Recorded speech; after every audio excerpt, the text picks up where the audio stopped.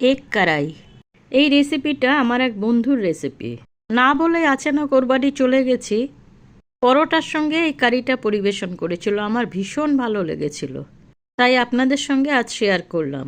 বেসন, নুন, হলুদ, শুকনো লঙ্কার গুঁড়োকে খুব ভালো করে ফেটিয়ে নিয়েছি। ডিম সিদ্ধটাকে মাঝখান থেকে এইভাবে কেটে কুসুমের পোর্শনটা ভালো করে বেসন দিয়ে কোট করে ভেজে নিয়েছি।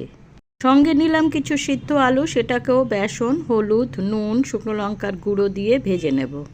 ভিডিওটি ভালো লাগলে লাইক, কমেন্ট, শেয়ার এবং চ্যানেলটি একটু সাবস্ক্রাইব করে দিয়ে পাশে থাকবেন। আপনাদের ভালোবাসার আমার খুব খুব খুব প্রয়োজন। ফোড়নে দিলাম গোটা জিরে, দুটো শুকনো লঙ্কা, দিলাম পেঁয়াজ। পেঁয়াজটা হাফ ভাজা হয়ে গেলে পরে এবার দিয়ে দেবো কুচনো টমেটো। টমেটো আর পেঁয়াজটা যখন খুব ভালো করে মজে আসবে, এই সময় কিছু বেসিক মশলা দিয়ে দেব। নুন, হলুদ, ধনের গুঁড়ো, জিরের গুঁড়ো, Kashmiri red chilli powder.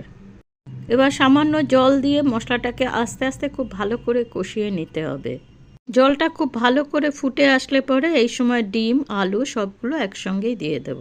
7-8 minute একটু ঢেকে দিয়েছি, তবে আমি স্লো ফায়ার করিনি। এই সবজিটার বৈশিষ্ট্য হচ্ছে খুব শুকনো হয়, জল থাকে না। রুটি, পরোটা, লুচি দিয়ে পরিবেশন করুন।